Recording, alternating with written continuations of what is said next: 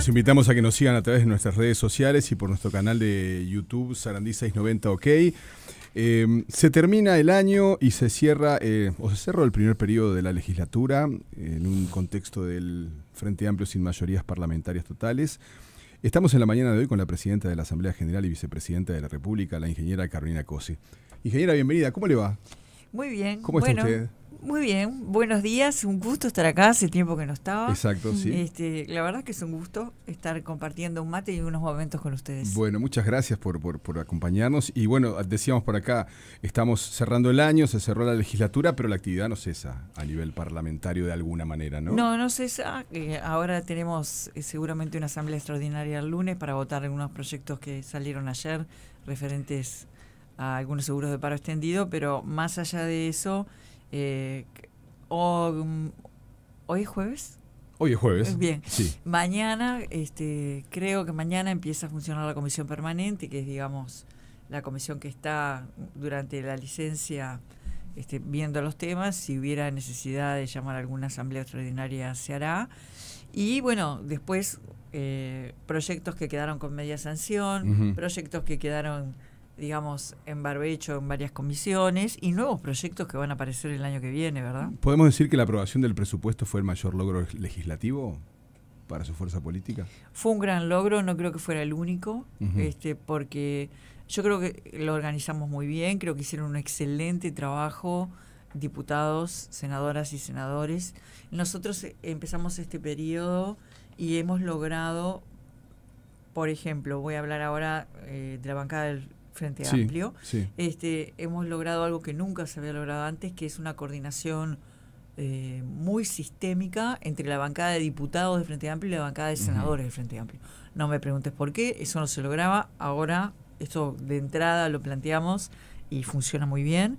Y por otro lado también el trabajo que se hizo en diputados, que fue muy intenso, muy extenso. Muy intenso. Y después creo que en senadores se perfeccionaron varios temas del presupuesto y logramos aprobar una enorme cantidad de artículos por unanimidad. Y después una porción muy importante también en el Senado, no solo con los votos del Frente Amplio. Una porción importante, ¿no? Entonces yo creo que eso lo que marca es que el rumbo mayoritariamente es acordado. Y marcó también una prueba de diálogo, diálogo sobre cuestiones que no estamos todos de acuerdo, obviamente, pero que creo que funcionó muy bien. ¿Y cómo ha sido ese diálogo con la oposición? Porque estamos hablando de un gobierno del Frente Amplio sin mayorías parlamentarias. Sí. Cuando va a comenzar la administración uno se preguntaba de alguna manera, bueno, ¿qué pasará? Bueno, yo te agradezco la pregunta porque en realidad uno piensa que el diálogo es como el diálogo en la televisión o en la radio, a través de los medios, que yo digo una cosa, el otro contesta otra y así vamos. Y eso es parte de la movida, digamos, pero estamos todos juntos en un edificio, integramos comisiones, se integran comisiones. La Comisión de Presupuesto y Hacienda Unificada son una comisión en la que hay personas de todos los partidos y lo que estructura el diálogo es el trabajo. Y después mecanismos. Todos los lunes en mi oficina hay coordinación interpartidaria. Entonces en mi oficina hay 2 representantes del Partido Nacional, 2 representantes del Partido Colorado, el coordinador que sea en este año es Cayani, de la bancada del Frente Amplio, yo y bueno, secretarios del Senado y demás. Y todos los lunes nos sentamos en mi oficina a charlar, a coordinar qué vamos a tratar en la asamblea, qué no, para cuándo dejamos los temas. Entonces, somos compañeros de trabajo, además de ser representantes. Entonces, en ese marco es que se estructura el diálogo. Y hay cosas que no vamos a estar de acuerdo. Se representa a todos los sectores de la ciudadanía, ¿verdad? Y hay cosas en las que todos vamos a estar de acuerdo. Entonces se estructura trabajando. ¿Y las interpelaciones cómo jugaron? ¿Qué rol jugaron en todo esto también en medio de esta discusión? Bien entendida, ¿no? Bueno, primero creo que hay que tomárselas como algo normal, digamos. Normal en el sentido de que están establecidas en la Constitución, digamos, no es que a alguien se le ocurre y es una excepción, es algo que forma parte del marco normativo, y lo importante ahí es que, para mí, que la ciudadanía se quede con algo de valor, ¿verdad? O sea que quien es interpelado o interpelada explique con la mayor claridad posible los temas que se le cuestionan, y que el interpelante también haga planteos que la ciudadanía entienda. Si la interpelación roza, digamos, otros aspectos más vinculados con el entretenimiento, con el show, bueno, ahí puede ser entretenido, pero no sirve para nada. Y lo que a mí me corresponde, que es el nuevo rol que he tenido, y que la verdad que es un nuevo rol, yo fui senadora, antes de ser intendente de Montevideo, estuve como senadora durante toda la discusión de la LUC, aprendí mucho, pero este rol que estoy haciendo ahora es diferente, porque presidiendo la asamblea tengo que lograr ese equilibrio muy difícil de que en una interpelación el interpelante se mantenga en el tema, ¿verdad? Y que nadie roce la falta de respeto, que la interpelada o el interpelado también se mantenga en el tema, y darle oportunidad a todos de expresar con determinadas reglas su pensamiento. A veces lo que queda en los medios son algunos chisporroteos, claro, es lo que queda, pero son asambleas que duran 10 horas, 12 horas, entonces hay chisporroteos de 2 minutos, pero en realidad hay una asamblea que funcionó 10 horas. Yo la verdad estoy aprendiendo mucho, muchísimo. Para mí esto es un aprendizaje que entiendo que es mi forma de aportarle al Uruguay. Y respecto a la coordinación con el Poder Ejecutivo, ¿se ha avanzado en este primer año de gobierno, que no es un año todavía completo, pero se ha avanzado en el programa que tiene el gobierno, en los proyectos que busca impulsar? Bueno, yo creo que sí. En particular, recién me preguntaban si lo más importante es el presupuesto, pero también antes de empezar con el presupuesto, el Parlamento tomó varios fierros calientes, ¿verdad? Como el tema de la caja de los profesionales, el tema del CASMU, fueron cuestiones que se hicieron en tiempos cortos para el Parlamento. Yo ya sabía, lo había aprendido como senadora, que el Parlamento, cuando tiene un tema grave, puede actuar diligentemente. Y sí, yo creo que sí. Ahora viene un año que es un año de ejecución para el Poder Ejecutivo, y es un año para el Poder Legislativo de profundización de nuestra tarea. Yo en el día de ayer obtuvo segunda sanción un proyecto que quiero mucho, que es el proyecto del análisis obligatorio de ferritina y vitamina B12 en las embarazadas de sectores vulnerables. Esto permite detectar antes de nacer esas deficiencias, y permite que todos los bebés del Uruguay nazcan, ninguno nazca un escalón atrás en términos de posibilidades de neurodesarrollo. Hoy hay miles de niños que ya llegamos tarde. Si llegamos al nacimiento, ya llegamos tarde. Hay que empezar con la mamá embarazada. Y haber logrado aprobación de esa ley le va a cambiar la vida. O sea, no solo eso, pero le cambia la vida a miles de niños del Uruguay. Entonces yo creo que tenemos que seguir por ahí con proyectos que le cambien la vida a la gente y que preparen al Uruguay para este mundo duro en términos de trabajo que estamos viviendo en el mundo, ¿verdad? Y el desafío de que esos proyectos se plasmen en la realidad, ¿no? Que pueda avanzarse rápidamente en la reglamentación, que después esté el presupuesto, porque eso es un gran desafío también, ¿no? Totalmente. Bueno, por eso está bueno comunicarlo, porque quien más nos ayuda en eso es la población. Y además exigiendo, ¿no? Exigiendo, que es un rol muy importante de la democracia. Yo quiero, ya que estoy hablando de este proyecto, que es un proyecto de Daniel Borbonet, del senador Borbonet, que realmente salió por unanimidad en la bancada, en la Comisión de Salud del Senado. Se votó por unanimidad en el Senado. No sé cómo salió la votación ayer en diputados, pero estoy segura. A eso, por ejemplo, son puntos que nos unen, ¿no? y qué bueno que sean esos, el neurodesarrollo de los niños, lo que nos una. Ahora, yo quiero agradecer especialmente el apoyo de INAC y del ministro de Ganadería. Lo quiero agradecer porque este es un proyecto que establece la obligatoriedad del análisis, establece que se va a medir, se va a publicar los resultados de ese análisis a nivel nacional, y establece la obligación también de que se solucione. Claro. Entonces, con el consumo, por ejemplo, de hierro a través de la carne, que pueda tener la población acceso a ese alimento. De la carne. Exacto. Y si no, la gente que no coma carne, también hay otras formas de complementar eso. Claro, ¿no? va muy en línea con la ley de primera infancia todo esto. Sí, en realidad esto, sí, sin duda, esto está dirigido a aspectos que tienen que ver con la infancia frágil. Exacto. Y hay otro proyecto de ley que ya tiene media sanción también, que tiene que ver con la obligatoriedad de que en toda la salud se analice el frenillo lingual.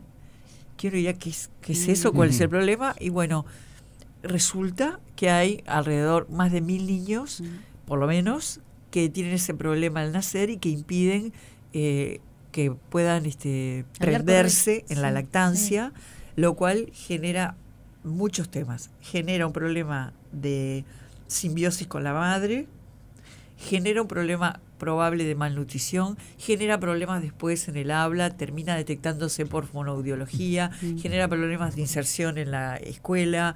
Entonces, obligatorio para todos los niños del Uruguay que se analice eso y se corrija. No tiene costo, y lo importante es que se establece la obligatoriedad. Y eso de vuelta le va a cambiar la vida a algún par de miles de niños del Uruguay. Y como acá tenemos pocos nacimientos, tenemos que cuidar como esos 30.000 niños que siempre decimos. Por supuesto, a todos y corregir lo que tenga que ver con el desarrollo futuro, la inserción escolar, la nutrición. Vicepresidenta, volviendo más al tema político partidario, parece haber distintas oposiciones de todas maneras, ¿no? En el análisis que hacen muchos politólogos se ve un partido nacional quizás más duro en la crítica al gobierno, el Partido Colorado puede tener dos vertientes, Cabildo Abierto le ha brindado votos al Frente Amplio. ¿Usted cómo analiza o hace esos análisis más de estrategia política para ver con quién conversar o cómo se dan esos vínculos? Bueno, yo no soy una politóloga, y cuando los tengo ahí en la asamblea, a mí lo que me interesa es que se traten los temas a fondo y que haya respeto, ¿no? Esa es mi mayor preocupación. Yo creo que esas cuestiones no son estáticas, eso que tú decís no es estático, no me animo a hacer ese tipo de juicios. Creo que son dinámicas y el dinamismo lo da el tema que estemos tratando. Entonces, creo que si nosotros, etiquetamos tal sector tal cosa, tal sector tal otra, no sé si nos sirve para lo que tenemos que hacer, que es hacer leyes que le cambien la vida a la gente y que se transforme el país. Creo que en cada tema nosotros tenemos que tratar de lograr la mayor cantidad de aliados, y si no se puede, bueno, se tiene que saber, porque ese es el juego de la democracia, en qué tema estamos, qué importancia tiene para la gente y qué aliados logramos. Entonces no sé razonar, no tengo elementos suficientes como para poder animarme a congelar en una foto el estado de las oposiciones. Lo siento variable. Pasó con el Partido Nacional, ¿no? Con el presupuesto, donde los senadores estuvieron en desacuerdo, por ejemplo, con el herrerismo, y ya ese Partido Nacional que parecía en bloque haciendo una oposición dura, y como que se notaron diferencias. Por eso, entonces el diálogo, cuando yo decía estoy aprendiendo muchísimo, porque este rol es diferente al de senadora. Me sirve, por supuesto, todo lo que es mi carrera ejecutiva y mi pasaje por el Senado son cosas que se quedan conmigo, pero este rol es distinto y me sirve mucho, ¿cómo decirlo? Me fogueo en la paciencia. Porque este rol también requiere mucha más paciencia. Y la verdad que estoy ejercitándola. Y cuando el presidente, primero que nada, ¿cómo es su diálogo con el presidente? ¿Hay un contacto semanal, cotidiano? ¿Están en comunicación constante? ¿Son de intercambiar ideas? Es un contacto natural. Natural. Él me llama, yo lo llamo. No tenemos una mecánica de toda la semana, no tenemos una mecánica fija, pero es absolutamente natural. Cuando él ha dicho, no esperen de mí grandes anuncios, ¿usted cómo vive esa frase? Yo no analizo las frases que dice, cada frase que dice el presidente, ni creo que haya que ir por ahí. ¿Pero no es un concepto de trabajo? Yamandú es así, a mí me parece que está bien que él sea natural, me parece bien.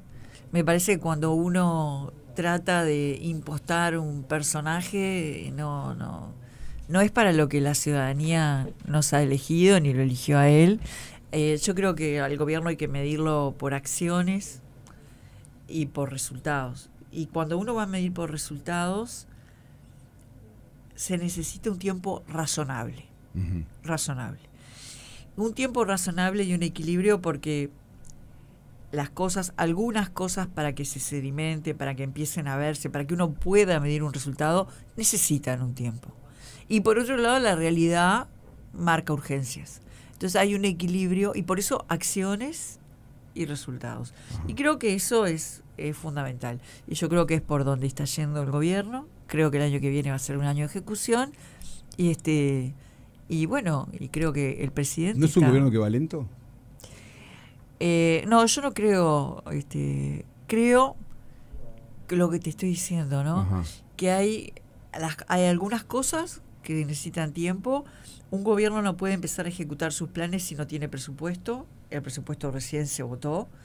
Por lo tanto, el año que viene es un año de ejecución. Aún así, este gobierno tuvo una cantidad de gestos este año importantes.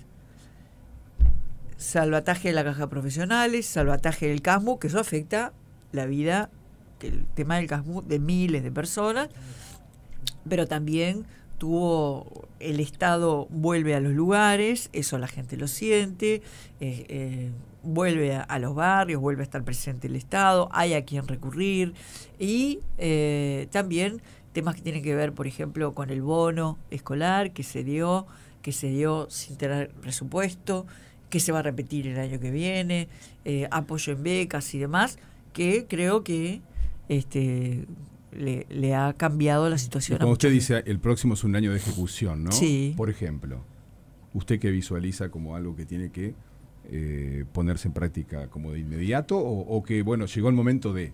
Bueno, todo lo que está planteado en el presupuesto, el plan Más Barrios, el programa Crece Contigo, todo lo que tiene que ver con los planes de seguridad. Se viene desarrollando una política de seguridad, pero hay un plan, un programa Más Barrio muy interesante, coordinado entre el Ministerio del Interior, el Ministerio de Vivienda, para trabajar en conjunto en los barrios del Uruguay. Lo que tiene que ver con pasar de 14.000 becas a 70.000 en enseñanza media, eso es el aumentar el tiempo extendido, el tiempo completo, el tiempo extendido en el Uruguay, y esto es la primera vez que sucede, lo habíamos conversado en campaña y va a ser una realidad, en que en varios centros educativos, viste que en la escuela está el almuerzo, ¿verdad? Uh-huh. Y el desayuno. Y yo, digamos, lo viví como intendente de Montevideo, que varios liceos o UTU nos pedían que por favor ayudáramos con un merendero porque los gurises no habían comido. Y con la panza vacía no hay inserción escolar posible. Entonces van a haber varios centros educativos, creo que va a afectar como unas 90.000 jóvenes de enseñanza media que van a incorporar comida, van a incorporar. Eso es un cambio muy importante. Nombrando la Intendencia de Montevideo, ¿cómo lee todo el discurso que ha tenido Mario Vergara desde que asumió? Con una intendencia desordenada, con las cuentas que hay que ponerlas al día, con los ajustes, los conflictos que ahora está teniendo con ADEOM, con los funcionarios, con respecto a ese de reordenar la casa. Sí, yo sobre las opiniones de los compañeros no voy a hablar, nunca he hablado con los compañeros con la prensa, ni lo voy a hacer ahora. La Intendencia de Montevideo, cuando me tocó ser intendenta de Montevideo y estar al frente, estuvo en primera línea en momentos de crisis de Montevideo, con un gobierno nacional que nos hostigaba. Y en esos momentos de crisis son la pandemia, en los cuales la Intendencia lo que hizo es ir para adelante. Ir para adelante quiere decir abrir los sábados las policlínicas. Estábamos hablando de un estado que se retira. Abrir los sábados de policlínica. Abrir los sábados de la policlínica implica poner gente en la policlínica. Extender los horarios de las policlínicas para que no cerraran tempranísimo en la tarde y que pudieran estar cuando la gente sale de trabajar. Poner vacunatorios. Tener un móvil vacunatorio y un móvil médico que saliera a recorrer los barrios donde no había ni policlínicas ni presencia del Estado. Un móvil odontológico que saliera a recorrer los barrios para dar atención primaria. Un móvil de atención oftalmológica para hacerle la atención primaria y regalar lentes. Nos ayudó mucho la Asociación Privada de Ópticas del Uruguay, regalarles los lentes a niños menores de 12 años. Todo eso fue sostenido.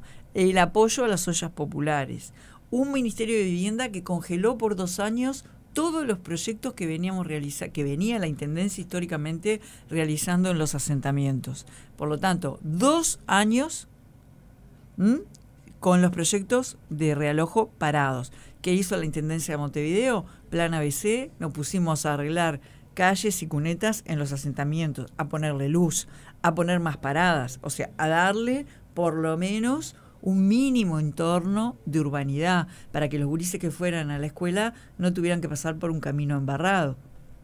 Mínimo. Y eso fue mucho trabajo y un gran esfuerzo.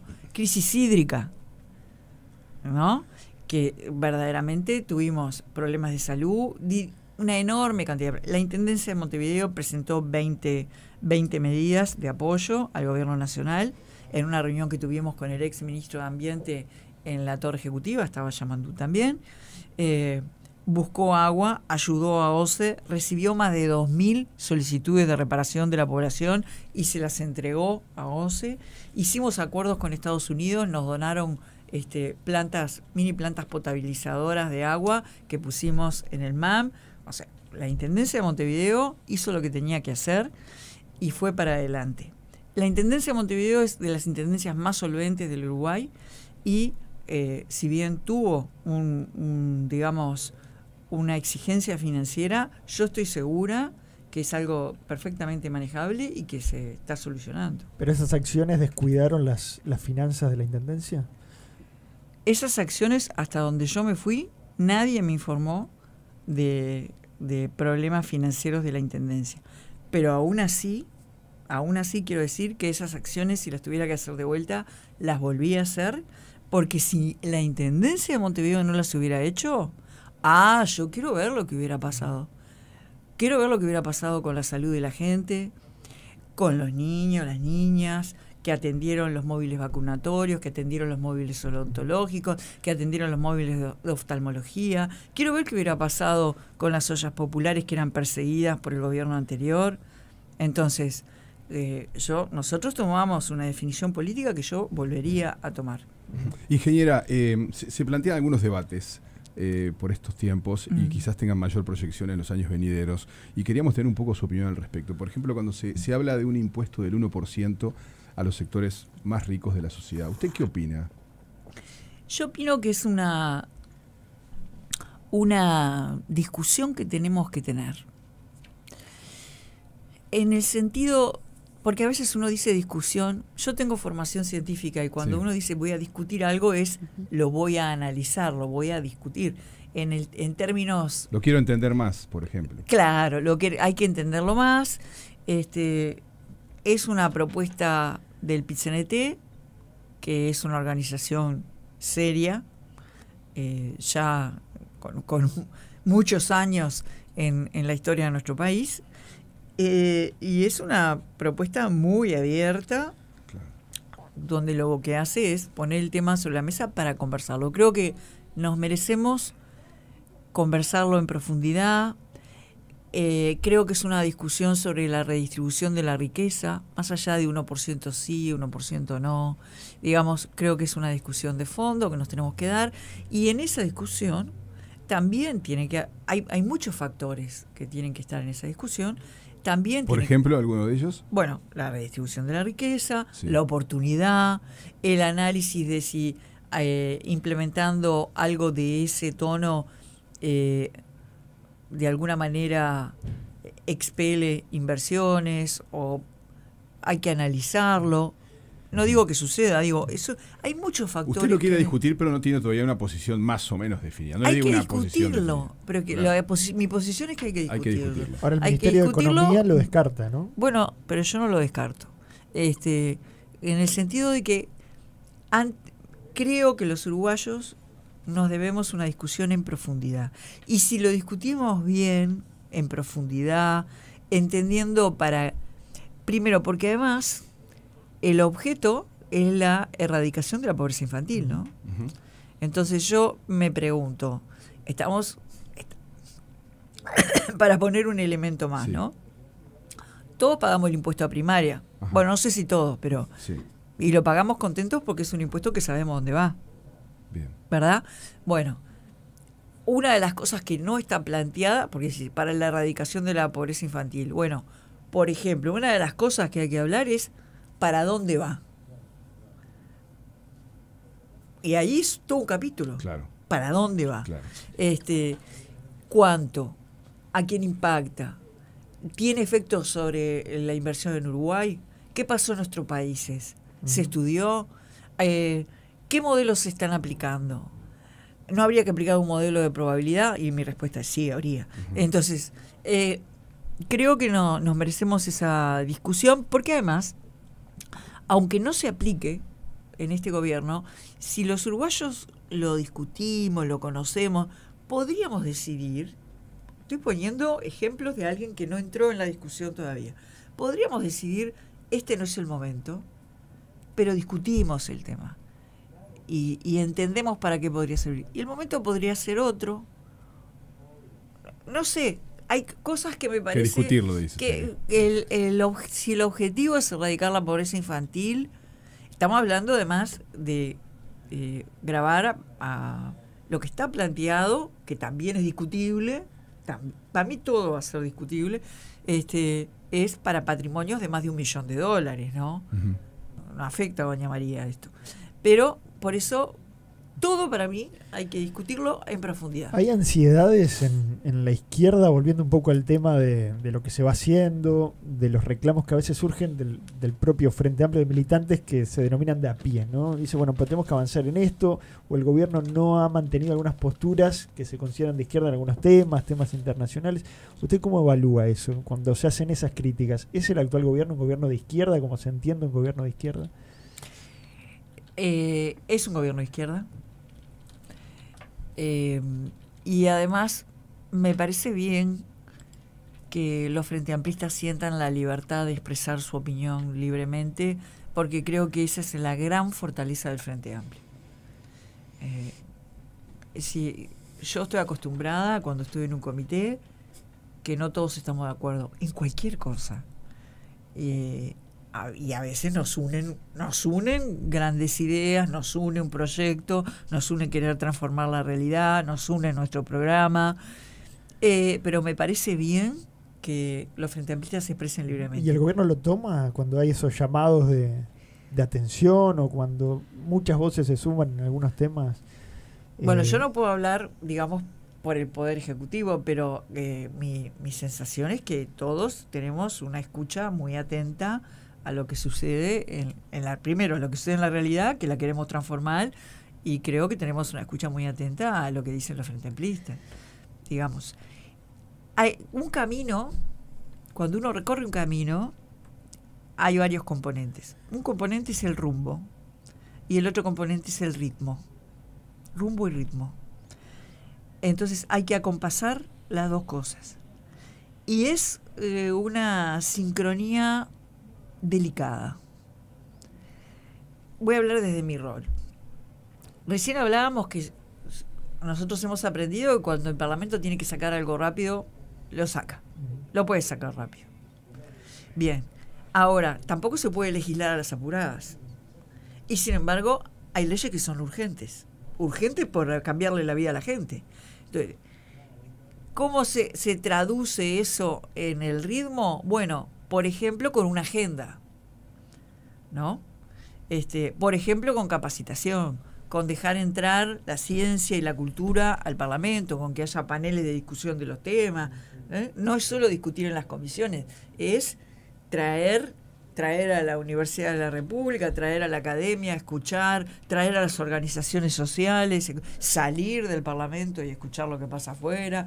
Entonces, rumbo y ritmo son dos cosas que tienen que complementarse, y a mí me parece bien que la ciudadanía nos exija ambas cosas. Y bueno, lo que tiene que pasar es que tenemos que, digamos, controlar las acciones y medir resultados, y para medir resultados se precisa un tiempo razonable. ¿No le preocupa la desaprobación del gobierno, que ha ido en aumento según las distintas encuestas? Bueno, para el tema de las encuestas yo siempre contesto lo mismo, ¿no? Hay que mirarlas, pero tampoco pueden ser... yo creo que si hacemos política en base a lo que dicen las encuestas, estamos perdidos. Se pierde la esencia de la política. A mí me parece que tenemos que llevar adelante el plan de gobierno, lo que indica el programa del Frente Amplio. El año que viene es un año de ejecución y, bueno, estar ahí. Me parece bien que la ciudadanía esté ahí y además tengo confianza en que va a ser un año de ejecución. Uno de los puntos ahora de la ciudadanía, y también pensaba en eso de proyectarnos y modelos de desarrollo y demás, es la prospección sísmica, sí, ¿no? En busca de petróleo en el mar. Y hablando también de toda su tarea, cómo ha sido y de su expertise, ¿cómo analizar todo esto? Porque también hay un reclamo y desde la ciudadanía de hacia dónde vamos con todo esto, ¿no? Más allá de lo económico. Sí.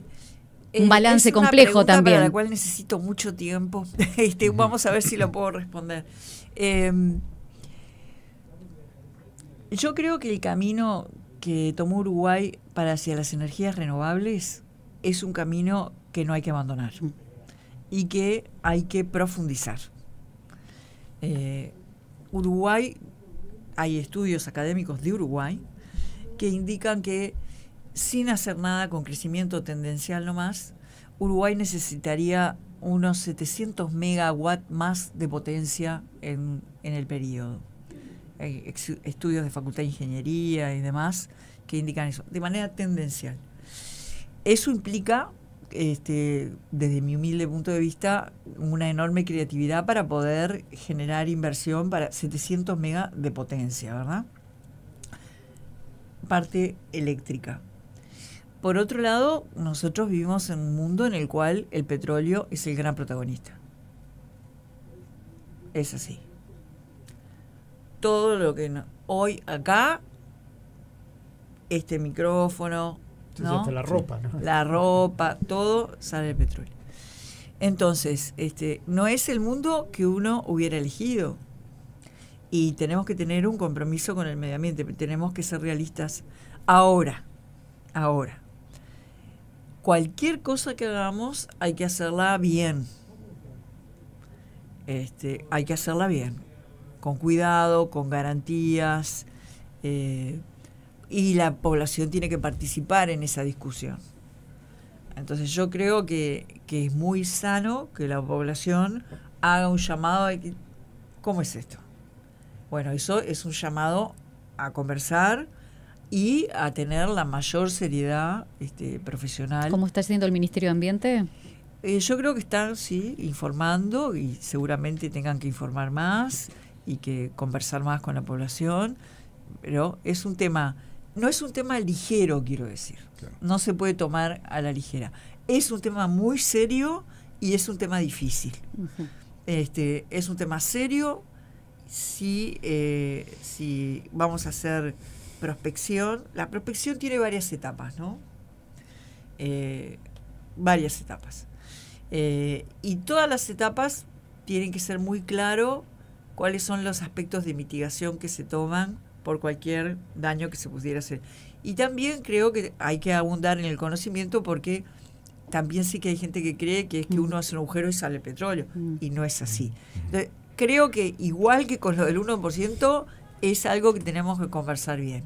Y repito que creo que el camino hacia las energías renovables hay que Mayor inversión debería haber tal vez en campos, por o ejemplo, promover- paneles, más molinos. Más molinos, más solar, mucha más solar. Seguramente esto podría ser una oportunidad para inversión extranjera, porque además pasa lo siguiente.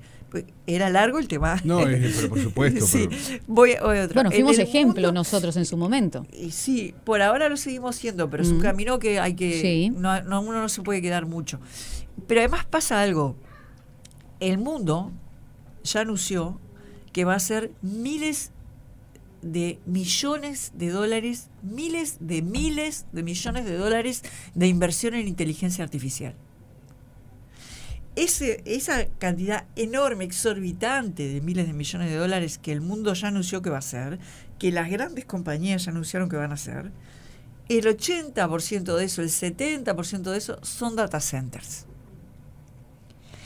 Entonces, para que la gente tenga una idea, en el Uruguay nosotros tenemos el data center de Antel, que Sí. sé que se va a armar otro, que están buscando oportunidades, me parece muy bien que eso suceda, bárbaro. Está el data center que logramos traer de Google. Ese data center de Google consume 50 megawatts de potencia.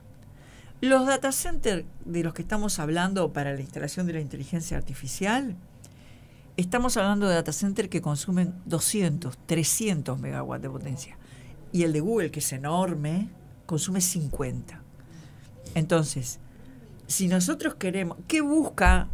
¿Qué buscan las empresas que tienen que... Además tienen que esparcir? No pueden tener data centers ni en un solo país, solo, ni en un solo lugar. Buscan la diversificación, la necesitan. ¿Qué buscan para instalarse en un país? Disponibilidad de energía a buen precio, pero sobre todo disponibilidad de energía. Si es limpia, mejor. Todo ahí, Uruguay, levanta la mano. Claro. Y estabilidad política. Uruguay, levanta la mano. Entonces, ¿qué tenemos que hacer? Invertir en energía o promover la inversión de energía para promover una política de que vengan a instalarse data centers de inteligencia artificial acá. Volviendo al tema de la prospección, usted quiere que se estudie, que se avance, que se debata. No está del lado de... Porque hay sectores que dicen, no, de ninguna manera, no se puede hacer esto porque afecta la vida submarina. Yo trato de no ser... cuando son temas tan delicados, trato de meterme bien y estudiar bien, porque quiero decirles que se está afectando la vida submarina de muchos lugares del mundo, porque tenemos esto, el cable, la mesa, la ropa, digamos, eso ya se está afectando y no es el mundo que queremos, pero es el mundo tal cual es. Entonces, creo que hay que discutirlo en profundidad y me parece muy bien que la ciudadanía levante la bandera del ambiente y diga, hay que verlo bien. Eso es lo que creo. Y si yo le pregunto a usted, permítame este juego, ¿Cómo no? en un año volvemos a hablar quizás, ¿no? Ojalá que así sea. Sí, antes capaz. Y cuando lleguemos a ese momento, usted le pregunto hoy, ¿cuál es su meta dentro de un año? De todo lo que está sobre la mesa, dentro de un año tiene que estar esto funcionando. ¿Qué me diría? Tiene que estar funcionando tal cosa. De todos los proyectos que están sobre la mesa y que usted planteó como importantes, ¿no? Bueno, yo espero que dentro de un año todos los planes que votamos en el presupuesto estén caminando, que son planes que creo que le van a cambiar la vida a miles de personas, que esté funcionando el plan Más Barrio, el plan Crece Contigo, que estén avanzando las becas del BUTIA, que ya estén funcionando la comida en centros de enseñanza media, que ya estemos pensando en cómo o incorporando planes para incorporar más inversión en energía en Uruguay. Eso es lo que quisiera que estuviera funcionando. Ingeniera, y cuando el senador Bordaberry habla o plantea la reconciliación auténtica, donde aparece sobre la mesa también la posibilidad de que los presos de Domingo Arena tengan prisión domiciliaria en su casa, ¿usted qué posición tiene al respecto? Usted ya dijo que no está de acuerdo, pero se lo quiero preguntar de Bueno, todas yo formas. te agradezco la pregunta, pues yo puedo... El proyecto no lo conozco porque el senador lo anunció en la Asamblea General, pero no estoy segura si ya está... Los proyectos entran por una comisión, ¿verdad? Sí. Y ni siquiera llegó a mi despacho para... Yo Todavía no sé si llegó a una comisión, no sé si está disponible, así que no lo conozco Bien. todavía. Ese proyecto se va a tratar en una comisión y se va a discutir a fondo, y yo tengo que dejar que el Parlamento lo discuta. Ahora, yo creo que los autores de crímenes de lesa humanidad que fueron juzgados en mi país tienen que estar donde están, en la cárcel. Ingeniera Cose, le queremos agradecer especialmente que haya estado con nosotros esta oportunidad y bueno, será hasta la próxima. Bueno, cómo no. No me quisiera ir Sí. sin desearles a ustedes y a todos los que nos están escuchando que tengamos un buen año, un buen 2026, que tengamos más trabajo y que sigamos construyendo lo mejor del Uruguay y protegiendo nuestra democracia.